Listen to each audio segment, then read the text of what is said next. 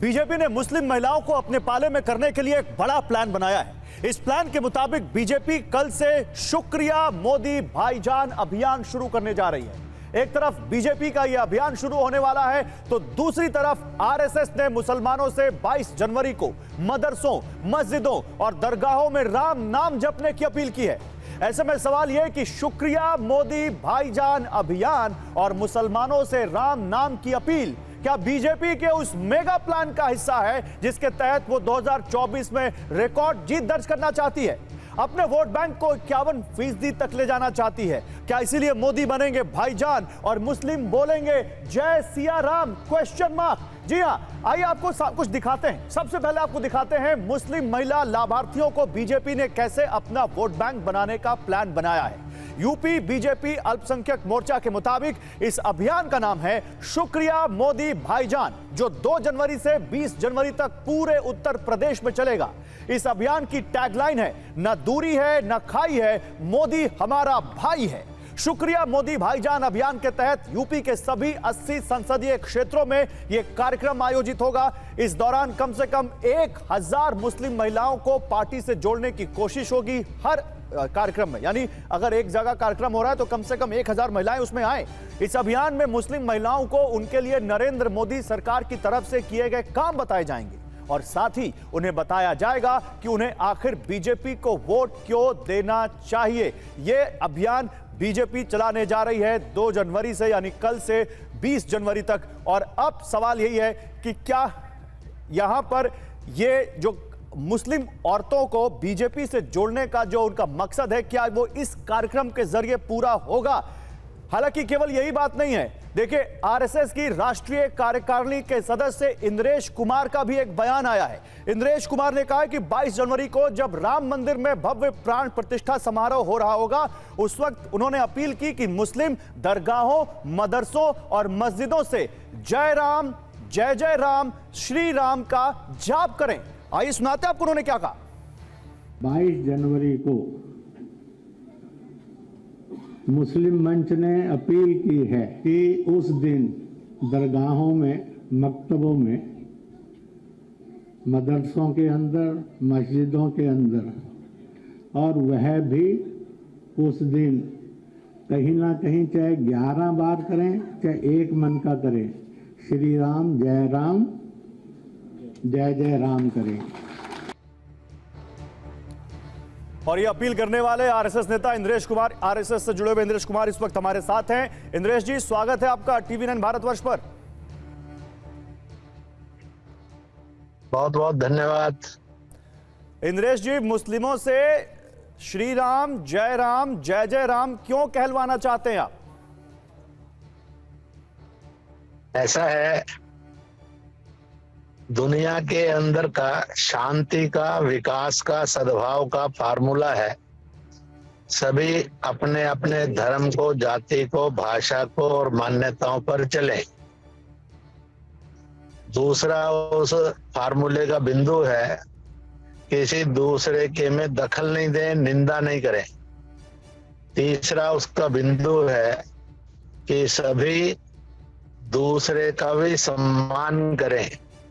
और चौथा है एक दूसरे की पूजा में, प्रोग्रामों में और त्योहारों में सम्मिलित हों, भागीदारी करें। तो बांटने वाले, भड़काने वाले और लड़वाने वाले ये असफल हो जाएंगे। भारत, एकजुट भारत, अखंड भारत के रूप में ट्रैवल करेगा। किसी को भी कुछ भी करने में तकलीफ नहीं होगी। आज सारे हिंदुस्तान के अंदर आप देखेंगे तो एक बात साफ दिखाई देगी कि आज त्योहारों पर या समय समय पर गणपति उत्सव होगा, कहीं पर रक्षाबंधन होगा, कहीं विजयदशमी का होगा, दीपावली होगी। ऐसे सब त्योहारों पर धार्मिक चीजों को बनाना, निर्माण करना, इसमें भारतीय मुसलमान कारीगर बड़ी संख्या में लगा होता है। और इसलिए मैं हैदराबाद में था, मैंने ओवैसी के घर के बाहर जो मंच लगा था उस पर से लाखों की भीड़ में कहा था, गणपति बप्पा मोरिया ये जाति से, धर्म से, भाषा से, दल से ऊपर उठकर सबको रोटी प्रदान करता है, सब में एकता और भाईचारा पैदा करता है। इसलिए किसी की भी आइडेंटिटी को इसमें से कोई खतरा नहीं है। जब आइडेंटिटी को खतरा नहीं है, राह चलते हुए अजान भी सब सुनते हैं, गुरुद्वारे की वाणी भी लोग सुनते हैं, आगम और त्रिपिटक जैन स्थानक बौद्ध गुम्फा की भी वाणी सुनते हैं, मंदिरों की भी घंटी वगैरह सुनते हैं, चर्च की भी प्रेयर सुनते हैं जी। मुझे नहीं लगता है कि आज तक किसी की भी और आइडेंटिटी को इसके कारण कोई नुकसान पहुंची होगी, और अगर पहुंची होगी तो फिर उसकी आइडेंटिटी आज मिट जानी चाहिए थी। वो तो इतने सालों से ये सब सुन रहा है। यह एक कट्टरता है, मिथ है। इस कट्टरता और मिथ को तोड़कर सब मिलकर रहें, एक दूसरे का स्वागत सम्मान करें। नहीं, आपको लगता है इंद्रेश जी, आप कह रहे हैं कि इंद्रेश जी आप कह रहे हैं कि जय श्री राम, सुनिए इंद्रेश जी सवाल सुनिए। कल जिस कार्यक्रम में मैंने इस बात की अपील की है, उस कार्यक्रम में हजारों की संख्या में मुसलमान थे जिन्होंने हाथ उठाकर इस बात का समर्थन किया। इसी के साथ साथ उन्होंने इस बात का भी समर्थन किया कि 22 जनवरी के बाद जगह जगह से अनेक स्थानों से छोटे बड़े समूहों के अंदर मुस्लिम समाज जो है वह कहीं साइकिल पर, कहीं मोटरसाइकिल पर, स्कूटरों पर, पैदल इत्यादि के रूप में और रामलला के दर्शन करने जाएंगे। और राम सबके, सब में राम, सबके राम, ये उनकी मान्यता थी, है। इसलिए इस बात को ध्यान में रखना जरूरी होगा। आज जगह जगह मकबरे दिखते हैं, दरगाहें दिखते हैं, तो उसमें सब धर्मों के लोग जाते हैं। आप मुझे बताइए, दरगाह में सिख गया, जैन गया, सनातनी गया, आर्य समाजी गया, क्या इनकी आइडेंटिटी को कोई खतरा हुआ है? नहीं हुआ है। इसी तरह से मुसलमान मंदिरों के अंदर जाता है, मूर्तियां बनाता है, कौन सी आइडेंटिटी को खतरा हुआ? इसलिए यह एक कोरी कल्पना करके भड़काने का नहीं, लेकिन सर आइडेंटिटी को खतरा नहीं, वोट को खतरा हो जाता है अक्सर जब ऐसे नारे लगते हैं दूसरे धर्म की तरफ से। तो इसलिए वोट को भी कोई खतरा नहीं होता है, क्योंकि मुसलमान को वोट बैंक मानकर गुलाम मानना, यह जो राजनीतिक दलों का भाव बन गया है, ये सर्वदा अलोकतंत्रीय भी है, अमानवीय भी है, हिंसक भी है, समाज की एकता और अखंडता को चुनौती भी देता है। इसलिए उन्होंने ये लेकिन जब मुस्लिम एकता के नारे बीजेपी कैंप से लगते हैं तो मकसद तो उसका हिंदू वोट पोलराइज करना ही होता है। ऐसा है कि मकसद लोगों ने अपना बना लिया है, और मकसद कोई भी बना ले उसलिए वो मकसद नहीं होता है। आखिरकार राजनीतिक दल, चाहे वो बीजेपी होगी, चाहे कांग्रेस होगी, बाकी सबको वोट के लिए करना होता है। पर वोट में जाति और मजहब के नाम पर भड़काकर वोट लेना, यह अलोकतांत्रिक था, अलोकतांत्रिक है और अलोकतांत्रिक रहेगा। यह असंवैधानिक है, असंवैधानिक था, असंवैधानिक रहेगा। इसलिए वोट बहुत बड़ी बात आपने कह दी इंद्रेश जी, बहुत बड़ी बात आपने कह दी। और आपने जब सारे राजनीतिक दलों में बीजेपी को भी जोड़ा तो कहीं ना कहीं आप ये बताने की कोशिश कर रहे हैं कि आप राजनीति से परे हैं। बहुत शुक्रिया आपका इंद्रेश जी, आपका हमारे साथ जुड़ने के लिए। आरएसएस से जुड़े हुए राष्ट्रीय कार्यकारिणी के सदस्य। आधे मिनट की एक बात और थोड़ी कह देता हूँ, बोलिए। और वो ये कहूंगा कि इसलिए जरूरत यह है, इस देश का हर आदमी नागरिक था। ये राम जन्म स्थान का कार्यक्रम बीजेपी का कार्यक्रम नहीं है, बीजेपी का निमंत्रण नहीं है। ये राम तीर्थ न्यास की तरफ से कार्यक्रम है जो गैर राजनीतिक है, और उनकी तरफ से निमंत्रण है। बेसिक इंटरप्रिटेशन अगर नेता गलत करेंगे। अच्छा इंद्रेश जी, जब आप रुकी गए तो मुझे एक सवाल का जवाब दीजिए। आपने कहा ये बीजेपी का कार्यक्रम नहीं है, मुझे बताइए अगर कोई मुस्लिम जय श्री राम कहने से उसको आपत्ति हो लेकिन उसको राम मंदिर जाने से आपत्ति ना हो, तो ये लोकतांत्रिक होगा या अलोकतांत्रिक होगा? ऐसा है कि इसकी कौन सी भावना में से क्या चीज है। अगर वो मंदिर जाएगा, माथा टेकेगा और उसको 2 मंत्र भी सुन रहे होंगे, अगर वो गुनगुनाता है, तो आप मुझे ये बताइए कि कौन सी आइडेंटिटी को खतरा होता है? किसी आइडेंटिटी को खतरा नहीं होता। और इसलिए इस बात को समझना चाहिए। मेरे लाखों मुसलमानों से मतलब आप ये कह रहे हैं कि जय श्री राम आज कहने तक से ये नहीं आइडेंटिटी लगा। को खतरा नहीं होता। मुस्लिमों को अगर जय श्री राम कहते हैं तो उनकी आइडेंटिटी को कोई खतरा नहीं होगा। अगर जय श्री राम आप कहते हैं तो मुस्लिमों की आइडेंटिटी को उससे कोई खतरा नहीं होगा। चलिए जरा इसका हम आपको तमाम जो इसके पहलू हैं वो भी बता देते हैं। आपको बीजेपी का मुस्लिम आउटरीच प्रोग्राम दिखाते हैं, यानी मुस्लिम वोट के लिए बीजेपी ने अब तक क्या किया है और आगे क्या करने वाली है। यूपी में कल से शुक्रिया मोदी भाईजान अभियान शुरू होने जा रहा है, तो इससे पहले सूफी संवाद महाअभियान भी चल चुका है। मुस्लिम बहुल सीटों पर मोदी मित्र बनाने की मुहिम चल चुकी है। सामाजिक भाईचारे के लिए पश्चिमी यूपी में स्नेह सम्मेलन हो चुके हैं और इसके अलावा पिछड़े मुसलमानों को जोड़ने के लिए पसमानदा स्नेह संवाद यात्रा भी हो चुकी है। और इसी बीच ये देखिए एक बड़ी खबर आ रही है। हैदराबाद में AIMIM चीफ ओवैसी का बड़ा बयान, नौजवानों अपनी मस्जिद को आबाद रखो। हर कैंप अपने अपने हिसाब से इस वक्त बयानबाजी करता हुआ ओवैसी ने कहा कहीं ऐसा ना हो हमारी मस्जिदें छिन जाएं। AIMIM चीफ असदुद्दीन ओवैसी क्या कह रहे हैं, सुनाते हैं आपको। नौजवानों मस्जिदों को आबाद रखो। नौजवानों तुमसे मैं कह रहा हूं, हमारी मस्जिद हमने खो दी और वहां पर क्या किया जा रहा है आप देख रहे हैं। नौजवानों क्या तुम्हारे दिलों में हमारे दिलों में तकलीफ नहीं होती कि जिस जगह पर हमने 500 साल हय्याल सलाह और हय्याल फलाह की सदाएं दी, जहां पर हमने बैठकर कुरान करीम का जिक्र किया, जहां पर हमने बैठकर सलातो सलाम के नजराने पेश किए, आज वो जगह हमारे हाथ में नहीं है। नौजवानों क्या तुमको नहीं दिख रहा कि अभी ऐसे 3-4 मसाजिद हैं जिसमें दिल्ली की सुनेरी वाली मस्जिद भी है। मेरे अजीज दोस्तों याद रखो नौजवानों, ये जो ताकतें हैं ना तुम्हारे दिल से जब इत्तेहाद को निकालना चाहते हैं, क्यों निकालना चाहते हैं? मिली गीरत को खत्म कर दिया जाए, मिली हमियत को खत्म कर दिया जाए। और देखिए अभी अभी इंद्रेश जी कह रहे थे कि उन्होंने ओवैसी के घर के सामने से बने मंच पर लाखों की भीड़ को गणपति बप्पा मोरिया का नारा लगवाया और कहा कि वो सबके लिए हैं। और इसी बीच ओवैसी का ये बयान आता है जहां वो कहते हैं कि नौजवानों अपनी मस्जिद संभालो। और इस सब के बीच सवाल एक नई बहस का कि मोदी बनेंगे क्या भाईजान और मुस्लिम क्या कहेंगे जय श्री राम। एक बड़ा पैनल इस वक्त मेरे साथ जुड़ चुका है बात करने के लिए। देखिए मेरे साथ यास्मीन फारूकी हैं, all India Muslim personal law board की मेंबर हैं। मेरे साथ संजय कुमार हैं, आप चुनाव विश्लेषक हैं। ताहिरा हसन हैं, सामाजिक कार्यकर्ता हैं। अंबर जैदी हैं, सोशल एक्टिविस्ट। और जेबा यास्मीन हैं, सोशल एक्टिविस्ट इस वक्त हमारे साथ। आप सभी का स्वागत है। लेकिन यास्मीन फारूकी, सबसे पहला सवाल आपसे। अभी अभी इंद्रेश कुमार कह गए कि जय श्री राम कहने से मुस्लिमों की आइडेंटिटी को कोई खतरा नहीं होता। क्या रिएक्शन है आपका, मानती हैं आप इस बात को? थोड़ा सा आपको सही कर दूं, मुस्लिम पर्सनल बोर्ड मेंबर हूं लेकिन प्रवक्ता नहीं हूं। मैं SDPI की नेशनल जनरल सेक्रेटरी हूं। अब आपके सवाल का जवाब दे दूं मैं कि मैम आपको यही कहा कि आप मस्जिदों में अजान अगर हो रही है तो परेशानी है। जी, प्रवक्ता नहीं हूँ इसलिए उसके बिहाफ पे कुछ नहीं बोलती हूँ। मैं SDPI की नेशनल जनरल सेक्रेटरी हूँ।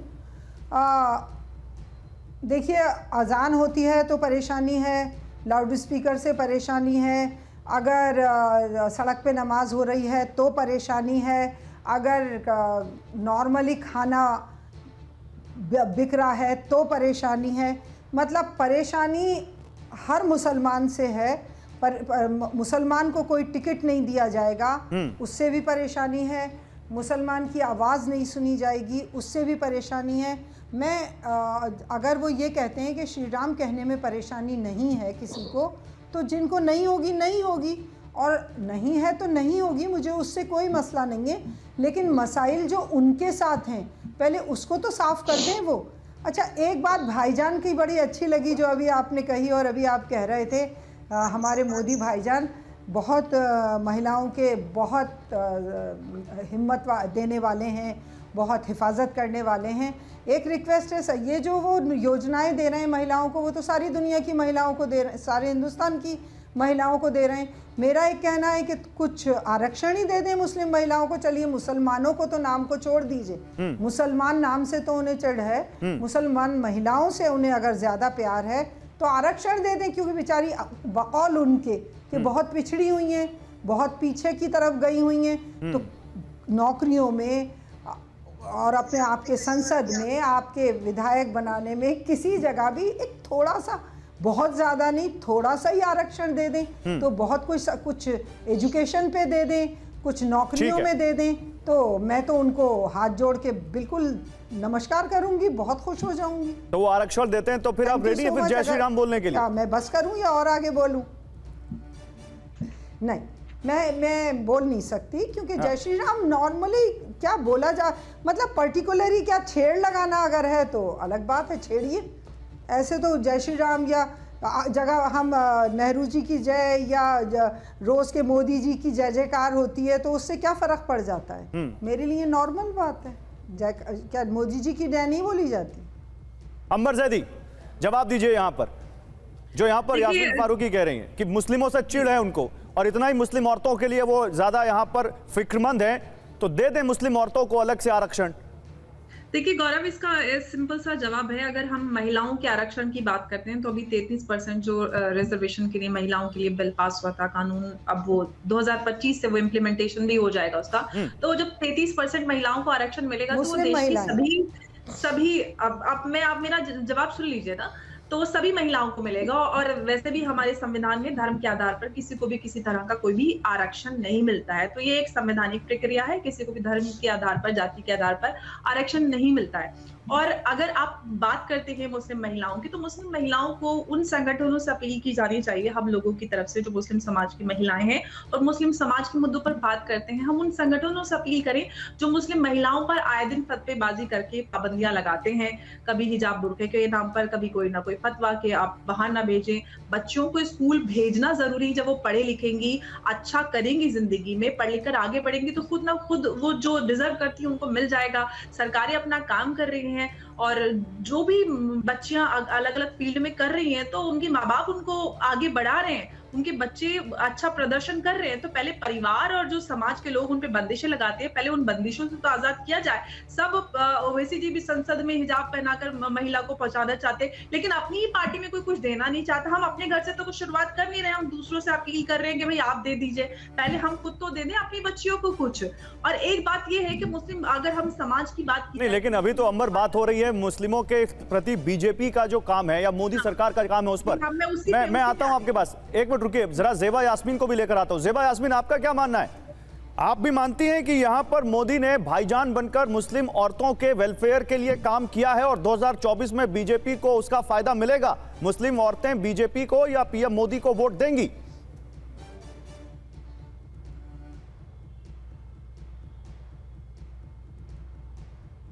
ज़ेबा, अब तक आवाज आ रही है मेरी? मैं कह रही हूँ जो भी सरकारें रहती है उसमें जो आती है महिलाओं के लिए हो, आवास का हो, सभी के लिए होती है, सभी लोग उसका अवेल करते हैं। हाँ, कौन कितना प्रचारित कर पाता है? अगर भारतीय जनता पार्टी वाकई सीरियस है मुसलमान बहनों और भाइयों को लेके और इस चीज को आगे बढ़ा रही है, ये तो रिजल्ट इसका आगे पता चलेगा। अभी कुछ भी कहना बहुत, कहते हैं ना, टू अर्ली टू कमेंट। तो अगर वो वाकई वेलविशर है और आगे बढ़ के काम करना चाहती है, मुसलमानों को सिर्फ वोट बैंक की तरह नहीं देखती है, तो आगे हो सकता हो ये कैंपेन आगे बढ़े। ठीक है, ताहिरा हसन, आपका क्या व्यू है इस पर? 3 तलाक से लेकर घर, उज्ज्वला स्कीम और तमाम ऐसी चीजें, और खासकर कुछ तो ऐसी हैं जो अल्पसंख्यक समुदाय के लिए स्कीम्स हैं, क्या आपको लगता है कि बीजेपी ने मुस्लिमों में पैठ बनाई है? पीएम मोदी ने पैठ बनाई है मुस्लिमों में?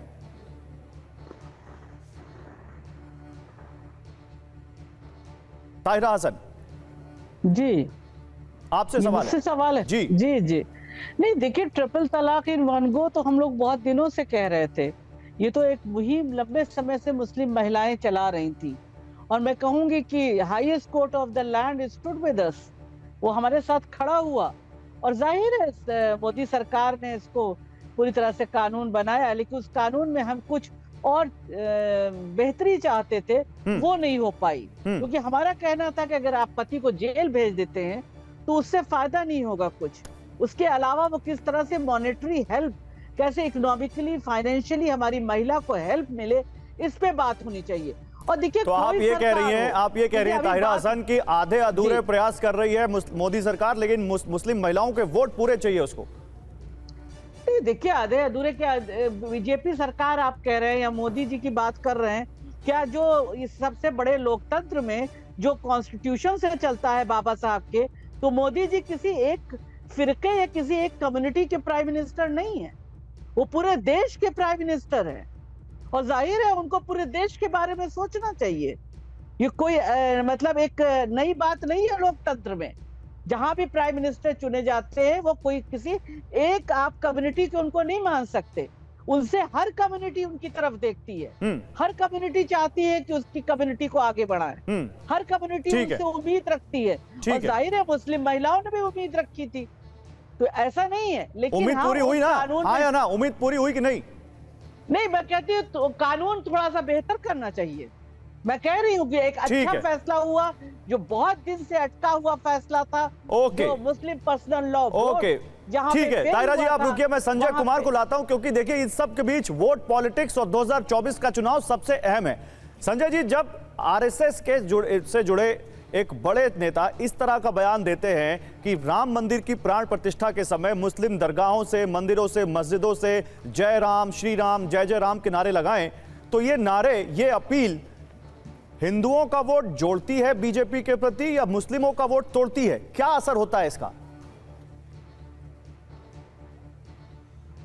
देखिए, हिंदुओं के वोट पर तो कोई असर नहीं पड़ेगा, क्योंकि हिंदू अगर मुसलमान दरगाहों से या मस्जिदों से जय श्री राम की आवाज आती है, उससे हिंदुओं के खुश होने की या हिंदुओं के मोबिलाइज होने की कोई बात नहीं है। उनके वोट पर कोई असर नहीं पड़ता है। लेकिन अगर आप जिस समुदाय की बात कर रहे हैं, अगर ये मुस्लिम मतदाता, मुस्लिम समुदाय के लोग अगर बहुत खुशी खुशी इस बात का जिक्र कर रहे हैं या बखान कर रहे हैं, जय श्री राम के नारे लगा रहे हैं, अगर खुशी खुशी लगा रहे हैं, तब तो एक उम्मीद होती है बीजेपी को कि मुस्लिम वोट उनकी तरफ थोड़ा शिफ्ट होगा।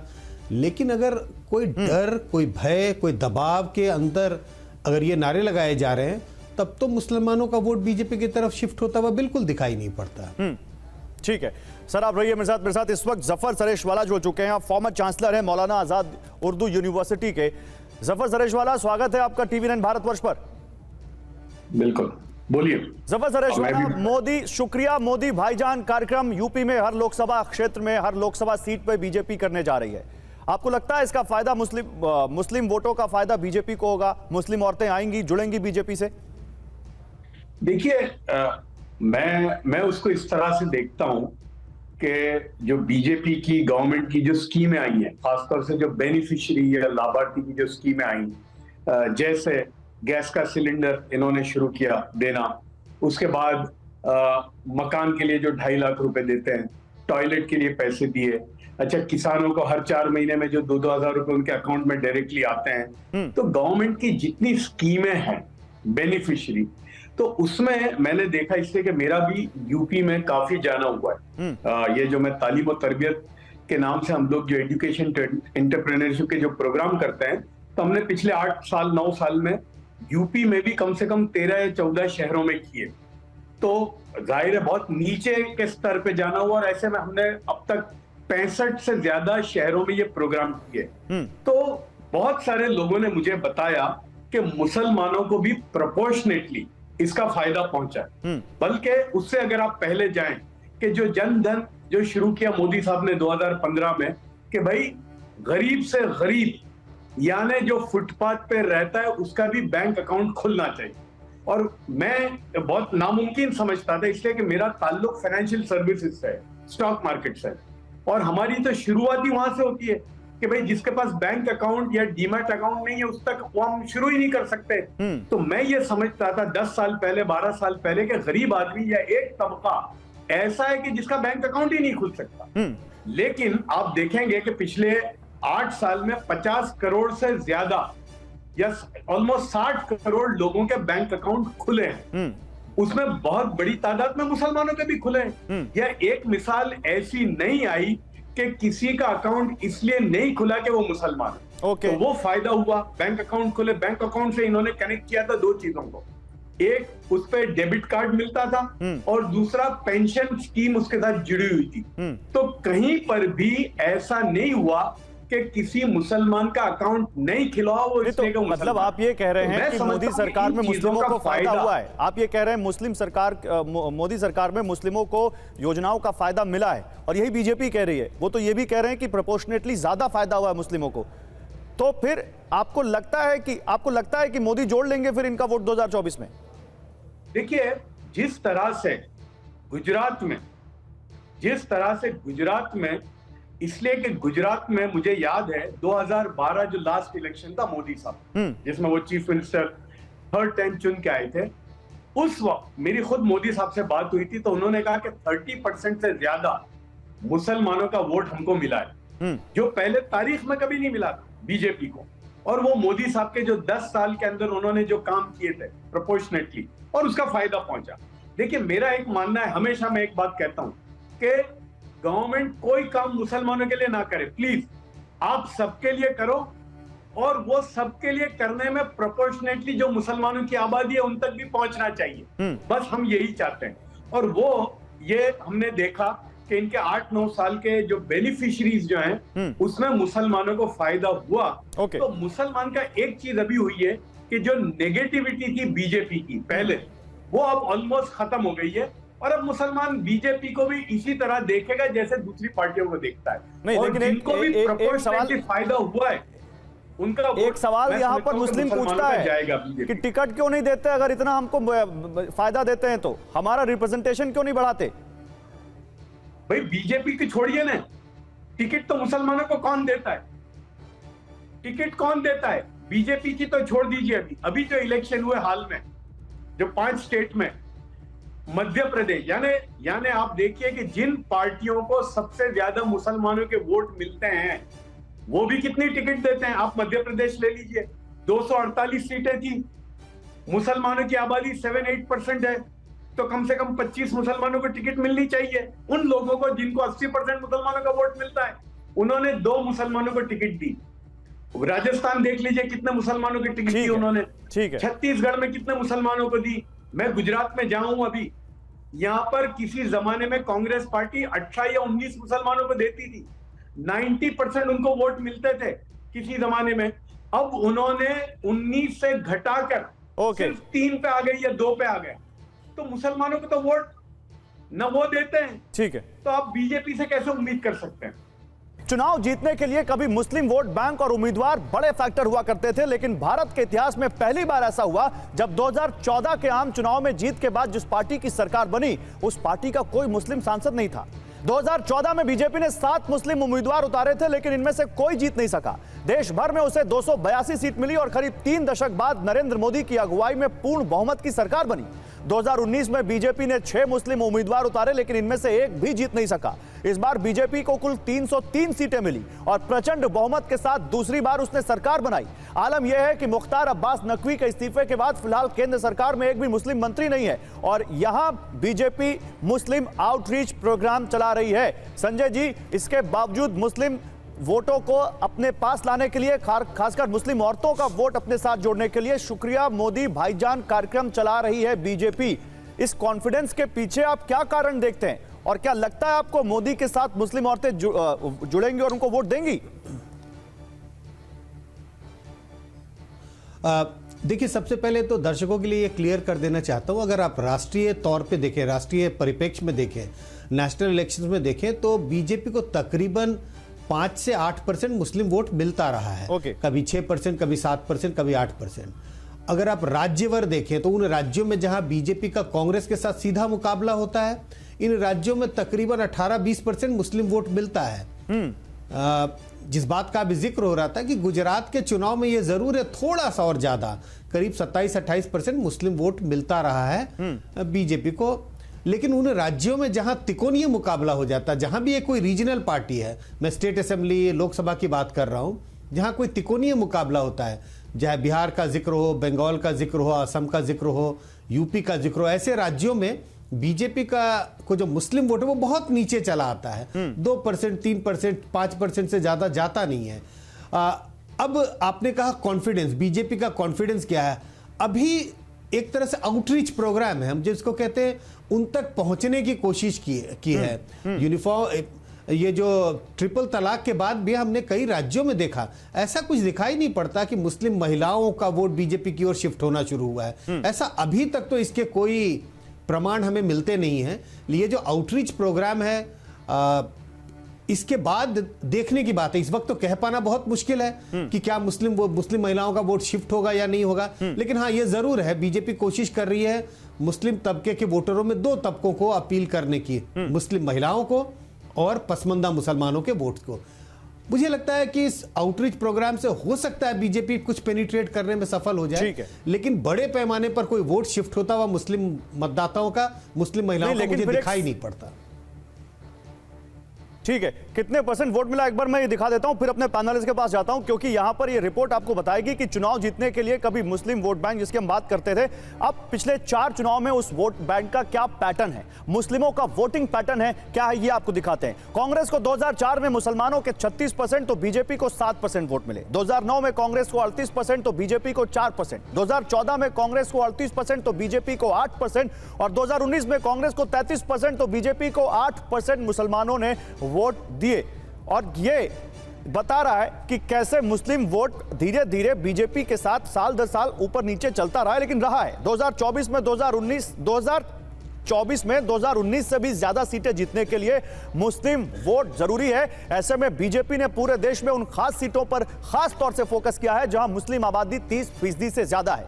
देश के 10 राज्यों में 65 लोकसभा सीटें ऐसी हैं जहां मुस्लिम आबादी 30% से ज्यादा है। इनमें यूपी और पश्चिम बंगाल में 13-13 सीट, केरल और असम में 6-6 सीट, जम्मू कश्मीर की 5 सीट, बिहार की 4 सीट, मध्य प्रदेश की 3 सीट, तेलंगाना और हरियाणा की 2-2 सीट, महाराष्ट्र और लक्षद्वीप की 1-1 सीट शामिल है। और इन पर फोकस यह है कि ज्यादा से ज्यादा मुस्लिम वोटों को, खासकर मुस्लिम महिलाओं को अपनी तरफ लाया जाए। यास्मीन फारूकी, इसी से सवाल जुड़ा हुआ है आपसे, क्या मुस्लिमों को अगर केंद्रीय योजनाओं का फायदा मिल रहा है, अगर उनको घर मिल रहे हैं, उनको गैस कनेक्शन मिल रहे हैं, उनको यहां पर 3 तलाक के इस कानून से फायदा मिल रहा है, तो आखिर उनको वोट देने में दिक्कत क्या है? क्यों नहीं वोट देंगी वो? सवाल ये नहीं है कि वो मुस्लिम महिलाओं को, आप स्पेशली मुस्लिम महिलाओं को दे रहे हो क्या? आप कॉमन एक सब महिलाओं के लिए जो योजनाएं बना रहे हो वो मुस्लिम महिलाओं के लिए बना रहे हो। ये कोशिश ये तो नहीं है ना कि महिलाएं अलग अलग हो गई हैं। प्रॉब्लम यहाँ मुस्लिम नेम से है। आप मुसलमानों को कहते हो हमें आप 70 बार खुद ये कह चुके हो कि हमें मुसलमानों के वोट की ज़रूरत नहीं है। क्या ऐसा नहीं हुआ है क्या बीजेपी वालों ने ये बात नहीं कही है कि मुसलमानों के वोट की हमें ज़रूरत नहीं है? फिर आपको कहाँ से मुसलमान याद आ गए? आप धर्म के नाम पे राजनीति करते हो। आज अभी जो आप इंटरव्यू ले रहे थे, नहीं, मैं तो ये पूछ रहा हूँ यास्मीन जी, मैं तो ये पूछ रहा हूँ सरकारें किस लिए चुनी जाती हैं? आप ये तो एक्सेप्ट कर रही है ना कि ये सरकार महिलाओं को दे रही है कुछ यहाँ पर फायदा, अब वो मुस्लिम हो या गैर मुस्लिम हो, ये तो आप मान रही है ना? अरे मेरे भाई, तो क्या मुसलमान महिलाओं के बाप और भाई नहीं होते? उनके शौहर नहीं होते? उनके साथ ज्यादती करके क्या मुस्लिम महिलाओं को आप महिलाओं को दे रहे हैं, आप मुस्लिम महिलाओं को नहीं दे रहे? मैम, क्या सरकारें बाप भाई की जगह लेने के लिए चुनी जाती हैं? क्या बात कर रही हैं आप? मैं तो ये बोल रहा हूँ कि अगर आप कह रही हैं कि ये सरकार सभी मुस्लिम महिलाओं के लिए काम कर रही है, सभी महिलाओं के लिए काम कर रही है, परिवार की जगह तो कोई नहीं ले सकता, लेकिन फिर कहीं ना कहीं मुस्लिम महिलाओं को इस सरकार से फायदा हो रहा है, आप भी मान रही है, और वही वो कार्यक्रम चलाने जा रहे हैं ताकि उनको बता सके। आप मुस्लिम को क्यों कह रहे हो? आप मुस्लिम को अलग क्यों कर रहे हो महिलाओं से? महिलाओं को फायदा दे रहे हैं वो, कोई पर्टिकुलरली अगर मुस्लिम महिलाओं को, मैं ये नहीं कह रहा, मेरा पॉइंट ये नहीं है। मैं तो ये कह रहा हूं कि आप खुद कह रही हैं कि महिलाओं को फायदा हो रहा है, आप मुस्लिमों को उससे अलग क्यों कर रहे हैं? आप यही कह रही है ना? नहीं, मैं ये कह रही हूँ कि महिलाओं को फायदा आप दे रहे हो, मुस्लिम महिलाओं को जो आप स्पेशल नाम दे रहे हो ऐसा कुछ नहीं है। आप मुस्लिम महिलाओं को नहीं दे रहे हो तो आप बीजेपी मुस्लिम महिलाओं को बांट रही है, आप ये कह रही हैं? फिर महिलाओं को दे रहे हैं, आप ये कह रही हैं बीजेपी मुस्लिम महिलाओं को बांट रही है? अंबरज़दी, बीजेपी क्या मुस्लिम महिलाओं को बांट रही है? मुझे एक बात बताइए अंबरज़दी। अगर हम महिलाओं की बात करें तो जितनी भी, अगर हम विपक्षी पार्टियां उनकी बात की जाए तो उनके लिए कभी भी महिलाएं, अगर ओवरऑल देखा जाए खास तौर से मुस्लिम महिलाएं, तो उनके लिए कभी कोई मुद्दा रही नहीं है, ना ही उनके मुद्दे कभी उनके लिए कोई उनके एजेंडा में शामिल रहे। लेकिन अगर हम बीजेपी की बात करें तो महिला सशक्तिकरण और उसमें मुस्लिम महिलाओं के मुद्दों पे वो खासा जोर देते आए हैं, जिसमें ट्रिपल तलाक की बात करें, बिना महरम। तो अंबरज़दी, फिर यही है तो वोट बैंक की पॉलिटिक्स आप समझती हैं? फिर 2024 का टारगेट मुस्लिम महिलाएं हैं, ये आप मानती हैं? आप मान रही हैं कि बीजेपी चाहती है कि इस कार्यक्रम के जरिए मुस्लिम महिलाओं के वोट को अपनी तरफ लाया जाए? 20 सेकंड। देखिए, हाँ, मैं देखिए पहले तो ये लोग शिकायत करते थे कि ये कहते हैं कि मुसलमानों के वोट की जरूरत ही नहीं है। अब वो आउटरीच प्रोग्राम चला रही है, मुसलमान महिलाओं तक या मुसलमान कम्युनिटी तक पहुंचने की कोशिश करें तो करें कि भाई आप क्यों कर रहे हैं। तो अब चाहते क्या है, पहले तो यही नहीं डिसाइड कर पा रहे। लेकिन अगर हम केंद्र सरकार की योजनाओं की बात करते हैं तो चाहे आवास योजना की बात करें, चाहे आप उज्ज्वला योजना की बात करें या कोई भी ऐसी योजना है, तो मुसलमानों को, क्योंकि वो गरीबी, ठीक है, मैं जल्दी से संजय कुमार जी से इस पर एक कमेंट लेना चाहूंगा। संजय सर, मुझे ये बताइए, क्या केवल मुस्लिम महिलाओं को बांटा जा सकता है? आपको लगता है ऐसा संजय सर? संजय सर, क्या आपको लगता है बीजेपी मुस्लिम महिलाओं को बांट रही है? नहीं, बांटा जा सकता है, ये क्या नहीं बांट रही है ऐसा कहना तो बहुत मुश्किल है, लेकिन ये जरूर है, उन्हें लगता है कि जो ट्रिपल तलाक के मामले पर जो उन्होंने एक तरह से नया कानून बनाया, उसके हिसाब से उन्हें लगता है कि मुस्लिम महिलाओं को ऐसा लगेगा कि उनकी भलाई के लिए कानून बनाया गया है और ये जो तमाम स्कीम्स हैं जो महिलाओं के लिए है, उसके हिसाब से उन्हें लगता है ये स्कीम्स मुस्लिम महिलाओं तक भी पहुंची होंगी। तो सॉफ्ट टारगेट को देख रहे हैं, उन्हें लगता है कि उनका संदेश मुस्लिम महिलाओं तक पहुंचाया जा सकता है, वो आसानी से पहुंचा सकते हैं, इसी के लिए उसको टारगेट करने की कोशिश कर रहे हैं। ठीक है, ये कहना कि बांटा जा सकता है, शायद मुझे नहीं लगता है बांटने की कोशिश है, लेकिन एक संदेश पहुंचाने की कोशिश। ठीक है, लेकिन कहीं ना कहीं उनको लगता है कि अब वो मुस्लिम महिलाओं से वोट ले सकते हैं इन तमाम चीजों के बाद।